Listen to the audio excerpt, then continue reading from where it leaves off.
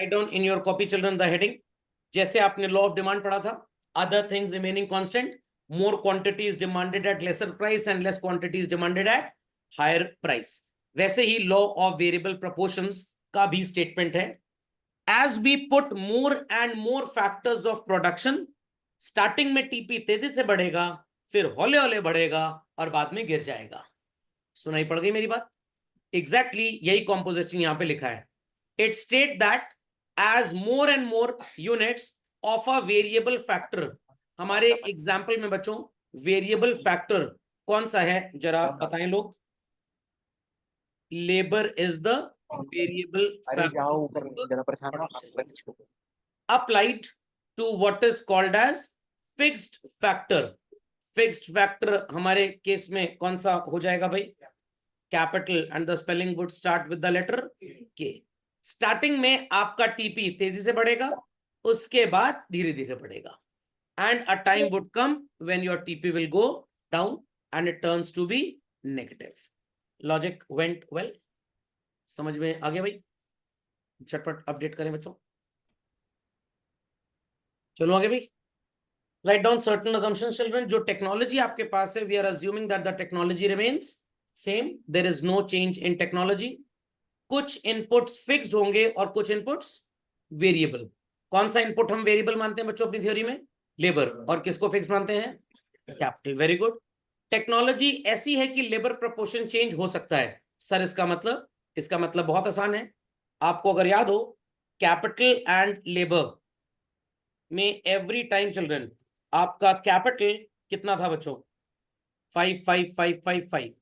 Labour पहले 0 था, thereafter 1, thereafter 2, thereafter 3, thereafter 4, thereafter 5, thereafter 6, thereafter 7 and thereafter 8, उसके बाद 9, उसके बाद 10 और उसके बाद 11। सबको शेड्यूल याद आया बच्चों? सबको शेड्यूल याद आया? तो ये चीज पॉसिबल है कि factor proportion kept on changing every time children, and all units of variable factor मतलब labour are homogeneous. Homogeneous doesn't mean घर में जीनियस है। होमोजीनियस का मतलब they are same, they possess the same skill. But जैसे जैसे हम extra labour apply करते हैं, स्टार्टिंग में हमारा आउटपुट तेजी से इंक्रीज हो रहा था, and this happened till 4th unit of output. Thereafter 5th से लेकर वो 8th तक लगातार गिर रहा था बच्चों। 9th पे it went down to 0 and thereafter it went negative. याद आ गया? याद आ गया? तो अगर आपको एग्जाम में एक छोटा क्वेश्चन 3 मार्क्स में या 4 मार्क्स में पूछा जाए, what is meant by law of variable proportions, तो आप पहले उसका स्टेटमेंट लिखेंगे, फिर उसके असम्पशंस लिखेंगे। इतना लिखने में आपको 2 नंबर मिल जाएंगे। फिर आप एक शेड्यूल बनाइएगा और शेड्यूल को एक्सप्लेन कर दीजिएगा। 1 नंबर शेड्यूल पे और बाकी का 1 नंबर इसके एक्सप्लेनेशन पे। Logic understood well? पक्का? एक्सप्लेनेशन कैसे लिखना है ये मैंने आपको लास्ट के लेक्चर्स में बताया हुआ है। तो चलो, असम्पशन सबको समझ में आ गए? ग्राफ ऑलरेडी आपको आता है, तो ग्राफ में तो फिर से कोई डिस्कशन करने की जरूरत नहीं है। Write down next children in your copies, और इस कंटेंट को बड़े ध्यान से आपको लिखना है। आप अपनी कॉपी में 3 इक्वल साइज कॉलम्स बना लीजिए बच्चों। पहले हेडिंग लिखिएगा, पहले कॉलम में causes of increasing returns to a factor. दूसरे कॉलम की हेडिंग लिखिएगा causes of diminishing returns to a factor. और तीसरे कॉलम की हेडिंग लिखिएगा causes of negative returns to a factor. इसका भी एग्जाम में 3 मार्क्स का क्वेश्चन आपसे पूछा जा सकता है। खोपड़े में बात गई? तो पूरी थ्योरी किसी जमाने में 8 नंबर में पूछी जाती थी। 8 नंबर में करते क्या थे स्टूडेंट्स? पहले वो बताते थे कि भाई प्रोडक्शन फंक्शन क्या होता है, फिर वो बताते थे शॉर्ट रन क्या होता है, फिर वो बताते थे लॉ ऑफ वेरिएबल प्रोपोर्शंस क्या होता है, उसका स्टेटमेंट लिखते थे, फिर वो उसके 4 अजम्पशंस लिखते थे, फिर वो शेड्यूल बनाते थे। शेड्यूल के बाद they used to draw the graph, और ग्राफ के बाद फिर ये कॉजेस लिखते थे। ये 7 चीजें पूरे क्वेश्चन में लिखनी पड़ती थी। कॉजेस जब बड़े लॉन्ग आंसर में लिखने को बोला जाता था बच्चों को, तो students only used to write the headings. I repeat, they only used to write the headings. और कभी कभी कॉजेस का एक्सक्लूसिव 4 नंबर का आंसर भी पूछ लेते हैं, तो आपको कम से कम 2 कॉजेज इंक्रीजिंग के, 2 कॉजेज डिमिनिशिंग के और 1 कॉज नेगेटिव का लिखना पड़ेगा। समझ में आ गई बात? तो आप पहले सारे पॉइंट्स कॉपी कर लें, फिर मैं एक एक करके आपको सब समझाता जाता हूं। बट अब क्योंकि एग्जाम में क्वेश्चन 8 नंबर के आते नहीं है, मैक्सिमम 6 मार्क्स का आएगा, तो उसमें सारी चीजें नहीं आएंगी, तो टूट टूट के आते हैं। और 6 मार्क्स से मैक्सिमम 4-5 क्वेश्चन ही आएंगे बस, 2 पार्ट ए में 2 पार्ट बी में, ओके, या 3 पार्ट ए में बोल लीजिए आप। तो मैक्सिमम क्वेश्चन 4 मार्क्स का आएगा, तो उसमें या तो थ्योरी पूछ लेंगे, या तो सिर्फ ग्राफिकल प्रेजेंटेशन, या तो टीपीए पीएमपी का रिलेशनशिप, या तो सिर्फ कॉजेस पूछ लेंगे। समझ में आ गया? 3 कॉलम बना ली सबने। पहले कॉलम की heading causes of increasing returns to a factor, mention 3 points. Middle वाला column causes of diminishing returns to a factor, again mention 3 points. और आखिरी column causes of negative returns to a factor, again 2 points लिख लीजिए fast. चलो, so let us understand कि भाई increasing return का सबसे इंपॉर्टेंट कॉज क्या है। सबसे पहले मैं फर्स्ट पॉइंट की बात करूंगा, और फर्स्ट पॉइंट के लिए एक छोटा सा एग्जांपल लेंगे, and the example is fuller utilisation of fixed factor. Take an example कि आपके घर में एक प्रेशर कुकर है 10 लीटर का बड़ा वाला, और एक प्रेशर कुकर है 2 लीटर का छोटा वाला। अगर बच्चों 2 लोग के लिए दाल उबलनी है या चावल बनने हैं, क्या आप 10 लीटर्स वाला प्रेशर कुकर यूज करेंगे? नो। No sir. कौन सा यूज करेंगे? छोटा वाला। No sir. बट अगर 10-15 लोगों के लिए चावल बनने हैं, दाल बननी है, तो आप बड़ा प्रेशर कुकर यूज करेंगे जो एक ही बार में कुक कर दे, या छोटे वाले को 4 बार यूज करेंगे? बड़ा वाला। बट अगर कम लोगों के लिए खाना बनना है, या दाल उबलनी है 2 लोगों के लिए, क्या आप बड़े वाले प्रेशर कुकर के कान में फूकेंगे सीटी में, 2 लोग के लिए बस खाना बनना है, तो थोड़ा जल्दी से स्टीम बना के जल्दी खाना बनाना, कम एलपीजी कंज्यूम करना? क्या प्रेशर कुकर आपकी बात मानेगा? नहीं, क्योंकि वो बदतमीज है, और बदतमीज चाहे इंसान हो चाहे कुकर हो, बात नहीं मानता। तो moral of the story is this, कि अगर आप चाहते हैं कि प्रेशर कुकर आपको ज्यादा से ज्यादा एडवांटेजियस तरीके से खाना बना के दे दे, तो आपको बड़े कुकर में ज्यादा लोगों का खाना बनाना चाहिए, और छोटे कुकर में कम। तो घर में आपने ध्यान दिया होगा, जब मम्मी अपने लिए, दादी माँ के लिए, दादाजी के लिए इवनिंग में चाय बनाती हैं, मान लीजिए मैं भी आपके घर आ गया, रहने दीजिए सर, आप आ जाएंगे तो रात का डिनर फिर हमको कुछ और ही मिलेगा, एडिडास, बाटा, लखानी, यही सब मिलेगा डिनर में। मान लीजिए मैं आ ही गया, पापा भी साथ में चले आए, अब 5 लोग के लिए चाय बननी है, तो mummy will be using a big utensil और स्मॉल यूटेंसिल? बिग। और अगर मान लीजिए 15-20 लोग के लिए चाय बननी है, सर भंडारा है क्या हमारे घर में, मान लीजिए, तो और बड़ा यूटेंसिल यूज होगा। बट अगर 2 ही लोग के लिए चाय बननी है, तो एकदम छोटा वाला भगोना सो कॉल्ड यूज होगा कि नहीं? बड़ा यूटेंसिल क्यों नहीं यूज कर सकते कम लोगों के लिए? क्योंकि उसका साइज इतना बड़ा है, बॉयल होने में टाइम ज्यादा लेगा, तो ज्यादा एलपीजी यूज हो जाएगी। तो यहां पे बच्चों हम एग्जाम्पल ले रहे हैं जेनरेटर का। किसका? आपके ऑफिस में 2 केवीए का एक जनरेटर है, और एक 25 केवीए का जनरेटर है।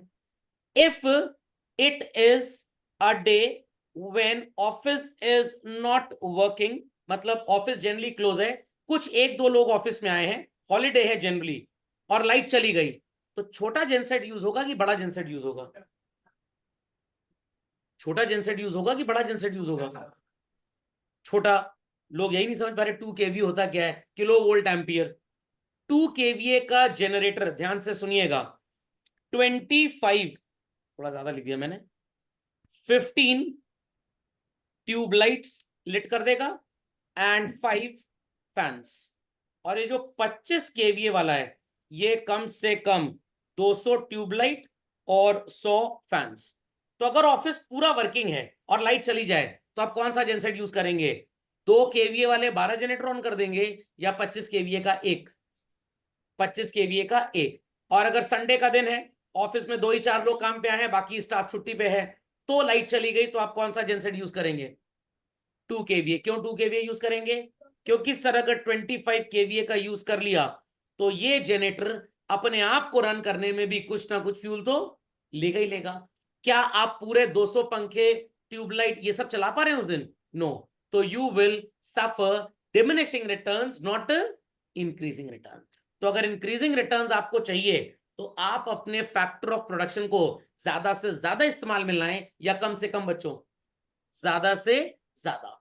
तो जनरेटर लेबर तो है नहीं, इसीलिए मैंने जनरेटर का एग्जांपल लिया, बिकॉज हेडिंग क्या है? Fuller utilisation of variable factor या फिक्स्ड फैक्टर? फिक्स्ड फैक्टर, तो फिक्स्ड फैक्टर तो कैपिटल हो सकता है ना भाई। तो if Maruti has a plant on a particular land, उस जमीन को मारुति वालों ने मान लीजिए 99 ईयर्स के लीज, दैट इज गवर्नमेंट से किराए के अग्रीमेंट पे लिया है, और ये फैक्ट्री सिर्फ 8 घंटा चलाते हैं और लेट अस से 1000 कार्स प्रोड्यूस करते हैं। अब इनकी जो लीज है वो 100 करोड़ रुपए की है। कितने की बच्चों? गवर्नमेंट को इन्होंने 100 करोड़ रुपए 99 ईयर्स तक के लिए दे दिया, तो रफली 1 साल का 1 करोड़। अगर ये चाहते हैं कि इनको इस लैंड से ज्यादा एडवांटेज हो, तो ये फैक्ट्री 1 शिफ्ट चलाएं, 2 शिफ्ट चलाएं 8-8 घंटे की, या 3 शिफ्ट चलाएं। 3 शिफ्ट, जब 24 आवर्स फैक्ट्री चलेगी तो कार्स का प्रोडक्शन और ज्यादा हो जाएगा, बढ़ जाएगा। जब वो प्रोडक्शन ज्यादा होगा तो मार्केट में कार बिकेगी ज्यादा, कार बिकेगी ज्यादा तो प्रॉफिट भी ज्यादा होगा। तो लैंड को ज्यादा से ज्यादा यूज करने के लिए क्या कर सकते हैं हम इस पे जो फैक्ट्री चला रहे हैं 8 घंटे, वो 24 घंटे चलनी चाहिए। नहीं समझे बात को? खोपड़े में बात गई कि नहीं गई? टेम्पो देखा है? 3 wheeler Vikram tempo, railway station के बाहर लोग बोलते हैं कटरा कटरा कटरा कटरा कटरा, चौक चौक चौक चौक 3 रुपए। सर आवाज एकदम मिलती जुलती लग रही है आपकी, समझ में आ गई बात? क्यों? वो ज्यादा से ज्यादा लोग को ठुसा देते हैं, और टेम्पो वाला तो ऐसे तिरछों के बाहर लटक जाता है, पता लगा एक्सटेंडेड बेंच लगा ले और वो चलते तो उतर जाए, मैं जा रहा हूँ पानी पी के आ रहा हूँ, तुम लोग चलो तब तक। ऐसा होता है। क्यों टेम्पो वाला ज्यादा लोगों को ठूसता है?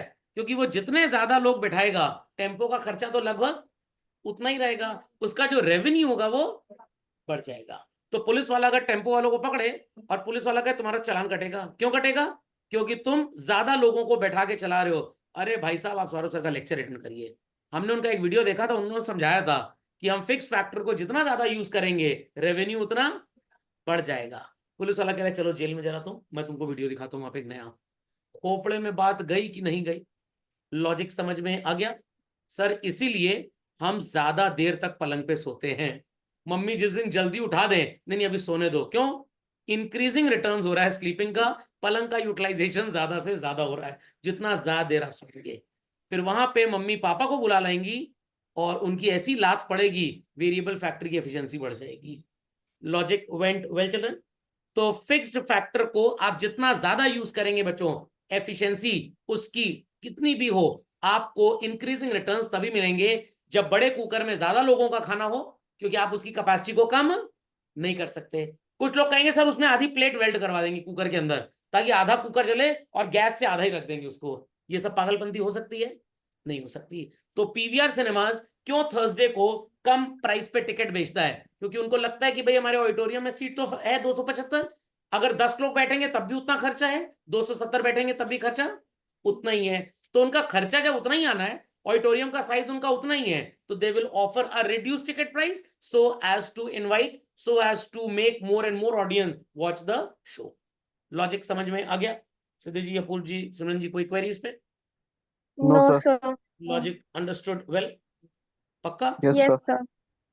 increased efficiency of variable factor, how this could be achieved? भाई बड़ा ही सिंपल टॉपिक है। अगर आप अपने एम्प्लॉइज को नेसेसरी ट्रेनिंग दिलवा दें, क्या दिलवा दें? ट्रेनिंग। तो बेटर ट्रेनिंग से वो काम और अच्छा करने लग जाएंगे कि नहीं? सर इसका मतलब, आपने बच्चों ये ओला का नाम सुना है? इनका पहले कैब सर्विस आती थी, चौपट हो गई, आजकल ये 2 व्हीलर बना रहे हैं। तो इन्होंने जनरेशन 1 2 व्हीलर जो बनाया, वो बेसिकली वही था जिसमें वो एथर वाली जो मोटर थी वही लगाई इन्होंने। बाकी जो घटिया ये आपके आते हैं ना इलेक्ट्रिक व्हीकल, इसमें इतनी अच्छी मोटर नहीं लगी होती, इसका जो रनिंग टाइम होता है कम होता है। फिर ओला वालों ने जनरेशन 2 व्हीकल बनाया। जनरेशन 2 व्हीकल क्या था? जो बैटरी होती है वो डिटैचेबल हो सकती है, या एक पर्टिकुलर जगह पे फिक्स थी। तो बैटरी एकदम वो बकेट टाइप होती थी, उसके लिए अलग से कंपार्टमेंट बनाना पड़ता था, जिससे व्हीकल में स्टोरेज की जगह कम हो जाती थी। स्टोरेज की जगह बढ़ाने के लिए अगर ये व्हीकल का साइज लंबा करते हैं तो एक्साइज ड्यूटी, सॉरी, जो जीएसटी है गवर्नमेंट का वो और बढ़ जाता। लंबी गाड़ी पे जीएसटी ज्यादा होता है, छोटी गाड़ी पे जीएसटी कम। इसीलिए आप देखते होंगे कुछ गाड़ियों को पीछे से पहले बल्जिंग शेप था, फिर उनको ऐसा शेप दे दिया गया। स्पेशली मारुति स्विफ्ट डिजायर के केस में, जो फर्स्ट जनरेशन स्विफ्ट आती थी, ये ऐसे शीशा था, ऐसे डिक्की थी, और ये ऐसे बल्जिंग टायर्स थे। तो अब गाड़ी को थोड़ा काटा गया, ये ऐसे रखा गया और फिर ऐसे बना दी गई गाड़ी, इसलिए ताकि वो बल्ज अगर कम होगा तो उससे गाड़ी का साइज 4 मीटर के अंदर चला जाएगा। 4 मीटर से कम गाड़ी पे जीएसटी कम रहता है, और 4 मीटर से ज्यादा पे टैक्सेस ज्यादा होते हैं। Is that clear? वैसे ही 2 व्हीलर्स के साथ भी है। अब ओला ला रहा है जनरेशन 3, 2024 एंड 25 तक आ जाएगा। इसमें क्या किया गया है? गाड़ी में, टू व्हीलर में जहां पैर रखते हैं, स्कूटर में या बाइक पे चल रहे हैं, ओला आपने देखी होगी सबने, सिद्धि जी, अपूर्व जी, सिमरन जी देखी है, एक्टिवा तो देखी होगी सबने, यस सर। स्कूटर देखी होगी, पैर रखते हो जहां पैर रखते हो वहीं पे बैटरी पैक लग जाएगा। मतलब सर, गाड़ी को 3 स्टेजेस में बनाया जाएगा। ये हो गया आपका हैंडल बार स्टेज, समझ में आ गया? ये जो एरिया है जहां पे आप पैर रखेंगे, और ये हो जाएगा गाड़ी का बैक स्टेज। सो ये जो जगह आपको नजर आ रही है children, that I have marked with red, ये आपके पैर रखने वाली जगह है, और यहीं पे बैटरी स्टोरेज भी रहेगा। तो कंपनी को 2 फायदे हुए, जो बैटरी यहां पीछे रखनी पड़ती थी अब उसकी जगह पूरी शिफ्ट होके यहां पे आ गई, और यहां पे आप सीट सीधी भी रख सकते हैं, बेल्ट भी कर सकते हैं, मोटरसाइकिल की तरह ऐसी सीट भी रख सकते हैं, मतलब स्पोर्ट्स भी बन सकती है, फैमिली व्हीकल भी बन सकती है। तो एक ही तरह का खांचा रहेगा, आई रिपीट, खांचा एक तरह का रहेगा। सीट की पोजिशनिंग कंफर्ट राइड हो सकती है, it could be a sports ride, it could be anything. जैसे टाटा की गाड़ी आप देखें, हैरियर देखी आपने, टाटा हैरियर कार नहीं देखी? देखिए, अच्छा चलिए बजाज की मोटरसाइकिल की बात करते हैं, पल्सर देखी आपने? बजाज पल्सर हो, चाहे 120, 150, 220, सिर्फ इंजन फर्क होता है, बाकी बॉडी ढांचा सब सेम। तो उसको इस तरह से डिजाइन करते हैं कि इंजन की कैपेसिटी के हिसाब से एक फिक्स स्पेस बना दी, उसमें 120 सीसी का इंजन भी लग जाएगा, 180 भी लग जाएगा, 220 भी लग जाएगा। मारुति की वैगन आर गाड़ी आपने देखी होगी, 1000 सीसी इंजन में भी आती है, 1200 में भी आती है। तो गाड़ी का जो ढांचा है दैट इज एग्जैक्टली सेम, जैसे इंजीनियर फ्लैट बनाता है भाई, बेसिक सारे फ्लैट्स मोहल्ले में एक जैसे होंगे, इंटीरियर अपने हिसाब से करवा लीजिए आप। तो ओला का जनरेशन 3 वैसा ही चल रहे हैं। ये लोग 3 मॉडल 4 मॉडल लॉन्च कर सकते हैं, एक होगा कंफर्टेबल सीटिंग, एक होगा स्पोर्ट्स वाली सीटिंग, एक कोई दूसरी सीटिंग हो जाएगी। तो सबसे बड़ी प्रॉब्लम जो जनरेशन 2 में थी वो क्या थी? बैटरी पैक की वजह से ये सीट की पोजीशन चेंज नहीं कर पा रहे थे। अब आप 2 सीट भी लगा सकते हैं अलग अलग, एक सीट भी लगा सकते हैं, ऐसी वाली सीट भी लगा सकते हैं, क्योंकि बैटरी कंपार्टमेंट कहां पे आ गया? नीचे आ गया। और यहां पे जो अलग से पटरा लगाते थे उसके पैसे भी बच गए। नहीं समझे बात को? क्योंकि वो बैटरी में ही कवर हो गया। Logic understood well? Plus battery की सेफ्टी सिक्योरिटी ज्यादा, क्योंकि ये कंपार्टमेंट एकदम सील्ड है, यहां पानी भी नहीं घुस सकता। बट जहां पे बैटरी निकालने डालने वाली जगह थी, यहां पे पानी जा सकता है। और इससे व्हीकल में मेटल का इस्तेमाल भी कम होगा। तो 12 किलो पुरानी ओला से अगली ओला का वजन कम है, वजन कम होगा तो भागेगी तेज तो माइलेज भी ज्यादा देगी। नहीं समझे बात को? समझ गए? तो आज मैं अपने YouTube चैनल पे देख रहा था कुछ अपने एनालिटिक्स, तो वहां पे ओला का वीडियो आ गया, बड़े दिन से परेशान कर रहा था, देखिए देखिए देखिए, मैंने कहा देख ही ले जरा, देखने से फायदा हो गया आज, समझ में आ गया? तो ओला क्यों ये सब चीजें कर रहा है? ताकि उनकी गाड़ी की सेल एफिशिएंसी बढ़ जाए, and they get what children? Increasing return. अगर ओला ये सब हरकतें नहीं करेगा तो इनको अपने प्रोडक्ट में क्या फेस करना पड़ेगा? डिमिनिशिंग रिटर्न्स, और कुछ दिन बाद क्या हो जाएगा बच्चों? Negative returns. Negative returns. समझ में आ गया? समझ में यस आ सर। गया? Yes sir. बात गई? तो आपके घर में जब मम्मी किसी शेफ को खाना बनाने के लिए, या मठरी, दालमोट ये सब बनाने के लिए हायर करती हैं, शेफ कह रही है मैं एक दिन का 800 रुपये लूंगी, सवेरे 9 बजे आऊंगी, शाम को 5 बजे जाऊंगी। अब मम्मी को लग रहा है 3 बजे तक का तो इसका काम ही पूरा खत्म हो गया, तो मम्मी रात का डिनर भी उससे बनवा लेंगी। तो मम्मी क्यों ज्यादा से ज्यादा काम करवाना चाह रही है उससे? ताकि जो पेमेंट उसको कर रहे हैं उससे रिटर्न्स ज्यादा हो। एफिशिएंसी ऑफ वेरिएबल फैक्टर कैसी बढ़ सकती है रियल लाइफ में भाई? By giving necessary training. क्यों टीचर्स को जब कुछ नया कॉन्सेप्ट आता है तो ट्रेनिंग वगैरह पे भेज दिया जाता है? टीचर्स बढ़िया सीख के आएंगे तो बच्चों को अच्छा पढ़ाएंगे। नहीं समझे बात को? समझ में आ गया? Better coordination between factors. How many of you have a vacuum cleaner at your home, a microwave oven, a washing machine? बहुतों के यहां पे होगा शायद। क्या मम्मी वैक्यूम क्लीनर से आपकी शीला या मुन्नी नाम की नौकरानी को सफाई करने को देंगी? पता लगा मम्मी ने बोला इस बटन को दबाना सारी धूल सक कर लेगा, उसने पानी की बाल्टी में पाइप डाला, बटन सक करने लगा दिया, पूरा माइक्रोवेव के अरे वैक्यूम क्लीनर के अंदर पानी चलाया और जल गई मोटर। क्या मम्मी ये रिस्क लेंगी? मम्मी ये रिस्क लेंगी? बिल्कुल भी नहीं। No sir. माइक्रोवेव के अंदर अगर आपके कुक सॉरी सॉरी सॉरी अगर आपके खाना बनाने वाली आंटी ने स्टील की प्लेट रख दी, दिवाली बन जाएगी घर में पूरी पूरी। तो उसमें तो भाई ग्लास यस वेयर सर। बर्तन यूज होता है, स्टील का बर्तन तो यूज होता नहीं। एक दो बार आप बोलेंगे सर हमने रख के देखा है कुछ नहीं होता, आप बार बार रख के देखिए, बहुत कुछ होगा। तो अभी तो कुछ कुछ नहीं हुआ, फिर कुछ कुछ होएगा, फिर बहुत कुछ होगा। चिंगारी आती है उसके अंदर, इज दैट क्लियर? बर्तन भी काले पड़ जाते हैं। तो इससे माइक्रोवेव में आग लग सकती है, खराब हो सकता है। तो क्या मम्मी ऐसी गलती नौकर के थ्रू करवाएंगी? अगर ऐसा मम्मी ने किया नो तो क्या सर। हो जाएगा बच्चों? Negative returns. तो बेटर कोऑर्डिनेशन बिटवीन फैक्टर्स का मतलब, जो वर्कर जिस मशीन पे काम कर पाए उस वर्कर को आप वही मशीन दीजिए। खोपड़े में बात गई, खोपड़े में बात गई। तो worker is yes sir. Comfortable with the computer typing. Which typing? Computer. और आपने टाइपराइटर दे दिया उसको, क्या उसकी एफिशिएंसी आएगी? नहीं। अभी ये डिजिटाइजर का पेन नजर आ रहा है सबको, और ये डिजिटाइजर भी नजर आ रहा होगा लोगों को। नहीं नजर आ रहा? नजर आ रहा है? ये नया हो चुका है। सर पुराना वाला कहाँ गया? पता नहीं, किसी मनहूस की नजर लग गई, कल खराब हो गया, शॉर्ट हो गया वो। तो फिर अमेजोन में 1 डे डिलीवरी थी, तो आई थॉट कि ऑर्डर कर दें। ऑर्डर कर दिया, अभी आया नहीं है, कल आएगा। This belongs to one of my colleague. तो उसने खरीदा था, कह रहा सर मैं तो लिख नहीं पाता इस पे, आप ही मेरे से ले लीजिए। तो मैं बातों से समझ गया कि मैं ले लेता हूँ, मेरा फायदा हो जाएगा।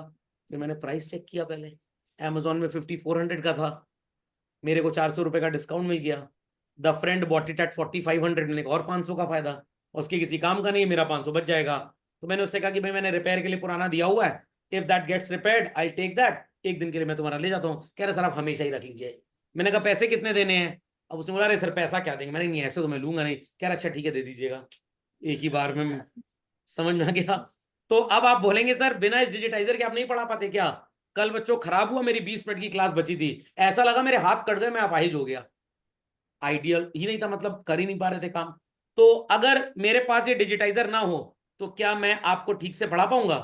बिल्कुल भी नहीं, क्योंकि कीबोर्ड पे उतना यूज टू नहीं है जितना ये डिजिटाइजर पेन या माउस से है। तो बेटर कोऑर्डिनेशन जब तक नहीं होगा तब तक बच्चों इंक्रीजिंग रिटर्न्स आएगा ही नहीं। तो आपकी जो कुक है वो मैनुअली जूस बड़ा बढ़िया नचा नचा के मशीन से बना सकती है। मम्मी ने उसको जूसर दे दिया बनाने को, उसके अंदर घर से मूली गाजर लाई थी, वो काटने लग गई और उसका ब्लेड ही टूट गया। Is that understood? तो आप अगर बंदर के हाथ में तलवार दे देंगे तो समझ लीजिए आतंक मचा देगा वो। तो बेटर कोऑर्डिनेशन बिटवीन फैक्टर्स समझ में आ गया? खोपड़े में बात गई, क्लियरली अंडरस्टूड? तो आपके घर में पापा ने एक चौकीदार रखा गन वाला, रात को उसको दीवार पे 2 कॉकरोच 3 छिपकली नजर आई। सवेरे पापा कह रहे 5 बुलेट मैंने शूट कर दी थी छिपकली और कॉकरोच के ऊपर, नहीं ले आइएगा। पापन का 450 रुपए की इंपोर्टेड बुलेट थी, तुम छिपकली और कॉकरोच में शूट कर दिए? अरे आपके घर के अंदर आ सकता था, डरा सकता था। तो क्या रिवॉल्वर से शूट करना चाहिए इनको? अरे तो ऐसे 2 बार ताली ही बजा देता, समझ में आ गया? या चप्पल वप्पल शुरू कर देता, भाग जाते वो लोग। बुलेट की क्या जरूरत थी? तो क्या कोऑर्डिनेशन बेटर था? बिल्कुल नहीं था। समझ में आ गई बात? तो जो वर्कर जिस मशीन पे ट्रेंड हो चिल्ड्रन, अगर इंक्रीजिंग रिटर्न्स चाहिए तो आपको उसको मशीन देनी चाहिए।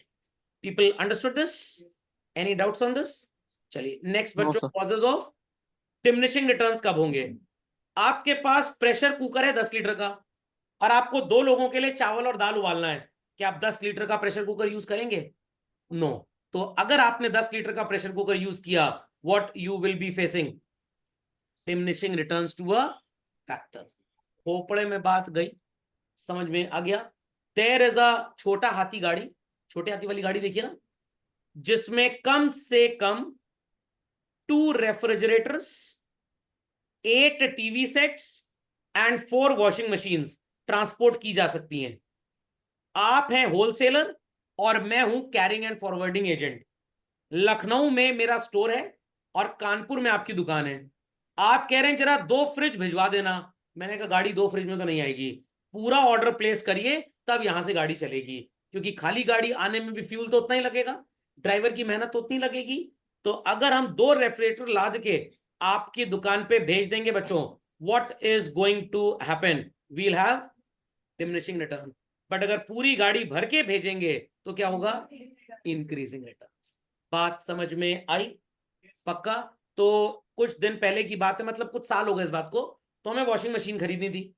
खैर रिलायंस डिजिटल गए, रेट वेट देख के चले यार, थोड़ा महंगा दे रहे तो दूसरी दुकान से खरीदी। तो उनसे मैंने कहा भाई इस कलर की चाहिए। कह रहा सर ये 3 दिन बाद आएगी। मैंने कहा क्यों? आप भिजवा दीजिए शाम को। कह रहा नहीं सर हमारा लखनऊ से सामान है। तो मैंने कहा मंगवा लो 2 दिन में, 1 दिन में। कह रहा नहीं सर पूरी गाड़ी भर के आएगी, नहीं तो सो कॉल्ड गाड़ी नहीं आएगी। तो my wife was standing near by and asked कि भाई ऐसा क्यों बोल रहा है। मैंने कहा भाई पूरी गाड़ी अगर भर के आएगी तो पूरा फ्यूल, पूरे ड्राइवर की सैलरी सब इस्तेमाल हो जाएगा। क्या हो गया? Increasing return. और सिर्फ अगर एक वॉशिंग मशीन लद के चली आई उसमें, then it is diminishing return. खोपड़े में बात गई कि नहीं गई? तो आप अगर गाड़ी से निकले घर से, रास्ते में 3 दोस्त और मिल गए, एक आप थे, कितने लद गए? 4। और बदतमीज पुलिस वाला सीटी मार रहा है, तमीज नाम की चीज नहीं है, आपने बोल दिया जगह नहीं है, 4 ऑलरेडी बैठे हुए हैं। Is that clear? तो आपकी गाड़ी में क्या हो रहा है? आपको ठेंगा इंक्रीजिंग रिटर्न हो रहा है, गाड़ी की आपने बैंड बजा दी है, इट इज डिमिनिशिंग रिटर्न्स। समझ में आ गया? और अगर अकेली गाड़ी आप लेके जा रहे हैं तब भी आपको क्या हो रहा है? Diminishing return. तो ना बहुत ज्यादा ना बहुत कम। समझ में आ गया बच्चों? तो अगर मशीन और वर्कर के बीच का तालमेल अच्छा है तो इंक्रीजिंग रिटर्न्स होंगे। और अगर आपको यूज करना था, बड़े से खेत के लिए 400 एकड़ जमीन है, खेती करने के लिए ट्रैक्टर, और आपने 15 लेबरर लगा लिए, काम भी कम करेंगे, वेजेस भी ज्यादा ले जाएंगे। तो बड़े खेत में ट्रैक्टर यूज करें या लेबर यूज करें? ट्रैक्टर। और आपके घर में 20 फुट बाय 10 फुट का एक गार्डन है, वहां पे मिट्टी डलवाने के लिए क्या ट्रैक्टर यूज करेंगे? पता लगा ट्रैक्टर के नाम में घूम ही नहीं पा रहा, कहां मिट्टी डालनी बताओ। तो छोटे स्पेस के लिए वर्कर इज गुड, बड़े स्पेस के लिए मशीन इज गुड। 10 जोड़ी कपड़ा धुलना है, 20 पीसेस, तो वॉशिंग मशीन यूज करेंगे या बकेट यूज करेंगे? Washing machine. 2 रुमाल धुलने हैं, सब वॉशिंग मशीन। तब तो मग में ही यूज कर लेंगे कि नहीं?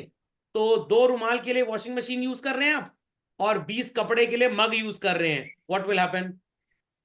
डिमिनिशिंग रिटर्न्स हो जाएगा। नहीं समझे बात को? समझ में आ गया? खोपड़े में बात गई। फैक्टर्स ऑफ प्रोडक्शन के बीच में अगर कोऑर्डिनेशन इज गुड तो इंक्रीजिंग रिटर्न्स होगा, पुअर कोऑर्डिनेशन है तो डिमिनिशिंग रिटर्न्स। आपने बच्चों सलीम जावेद का नाम सुना है? एक अभी सलमान खान जी ने 3 एपिसोड का ओटीटी शूट किया है, एंग्री यंग मैन, देखिएगा।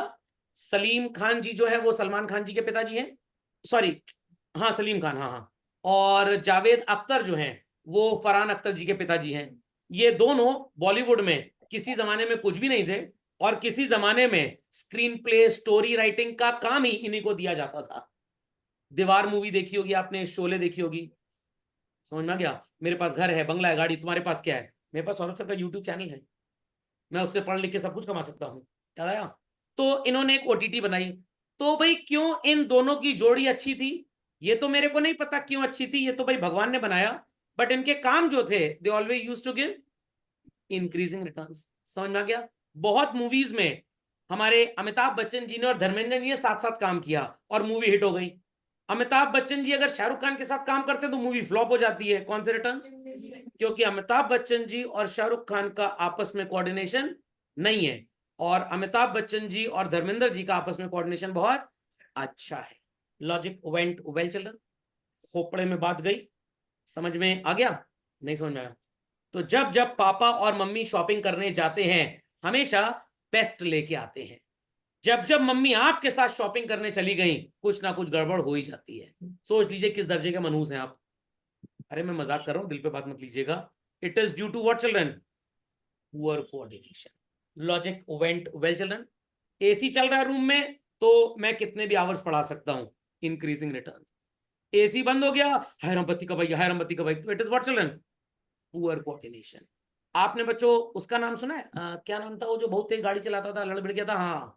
हाँ, वो माइकल शुमाचर, Formula 1 रेसर थे, और बीच में भीड़ उड़ गए थे। होमवर्क भी मेरा नहीं कंप्लीट किया था, टाइम पे फीस भी नहीं दिए थे, मैंने स्टाफ दे दिया था।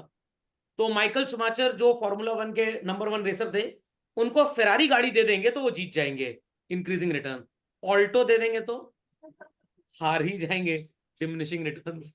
नहीं समझे बात को?